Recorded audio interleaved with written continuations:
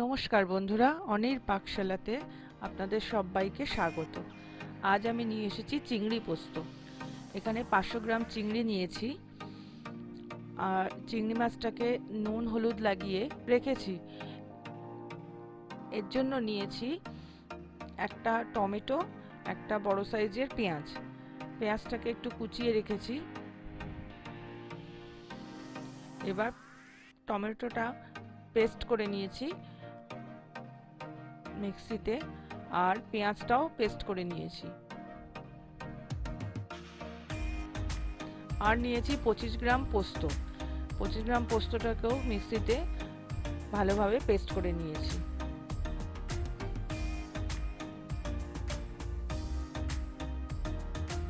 এবার কড়াইতে তেল দিলাম। তেলটা গরম হলে এর মধ্যে দিয়ে দেবো চিংড়ি মাছগুলো ভাজার জন্য। চিংড়ি মাছ বেশি ভাজা যাবে না, তাহলে শক্ত হয়ে যাবে। ওই জন্য অল্প ভেজে তুলে নিতে হবে।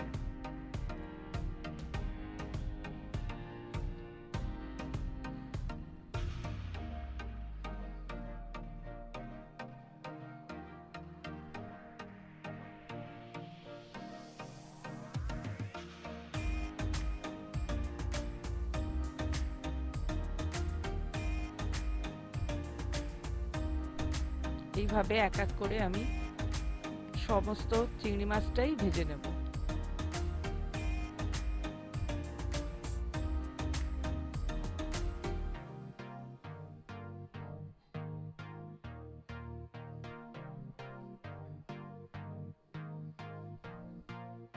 চিংড়ি মাছ আমার ভাজা হয়ে গেছে।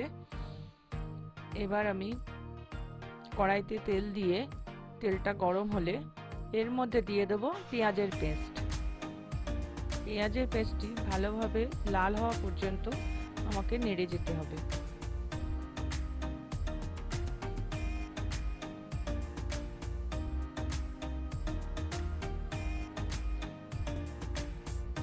পেঁয়াজ লাল হয়ে গেলে এবার দিয়ে দেবো টমেটো পেস্ট। এবার এটিকে ভালোভাবে কষিয়ে নিতে হবে নেড়ে নেড়ে।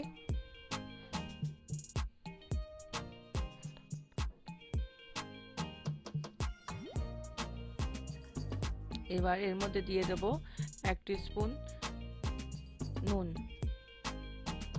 1 টিস্পুন হলুদ আর 1 টিস্পুন কাশ্মীরি লঙ্কার গুঁড়ো। এবার ভালোভাবে মিশ্রণটি নাড়াতে হবে।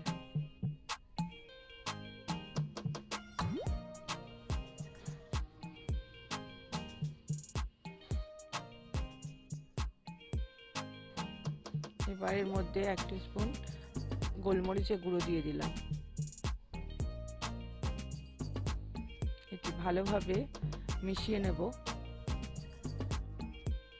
এর মধ্যে দিয়ে দিলাম 1 টিস্পুন চিনি। এটি একটু মিষ্টি মিষ্টি হবে, এই জন্য চিনিটা মাস্ট। আর দিলাম 2টো কাঁচা লঙ্কা। এবার এর মধ্যে দিয়ে দেবো পোস্ত পেস্ট। এবার ভালোভাবে এটাকে নাড়বো, নেড়ে এটাকে কষিয়ে নেব।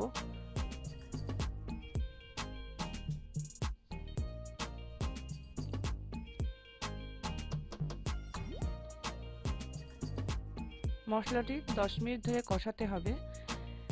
এবার কষানো হয়ে গেলে এর মধ্যে দিতে হবে চিংড়ি মাছগুলো।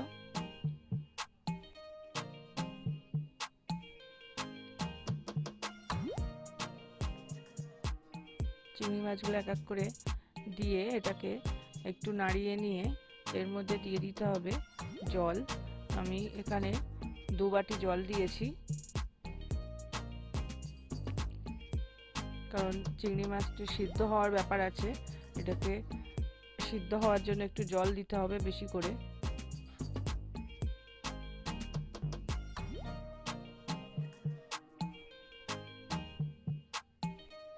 এবার এটাকে ঢাকা দিয়ে দেব 15 মিনিটের জন্য। একদম হালকা আছে। 15 মিনিট পরে আমি ফিরে এলাম। এবার ঢাকা তুলে দেখে নেব।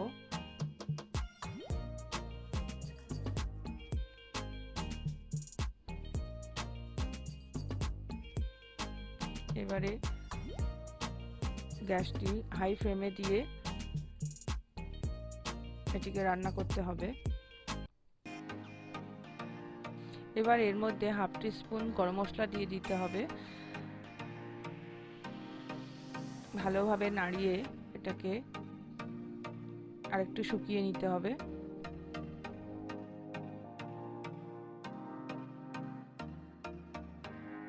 বন্ধুরা, আমার এই রেসিপিটি ভালো লেগে থাকলে ভিডিওটি লাইক ও শেয়ার করে দেবেন, আর চ্যানেলটি সাবস্ক্রাইব করে পাশে থাকা বেল আইকনটি প্রেস করে দেবেন।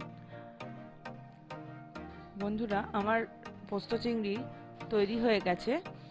ধন্যবাদ।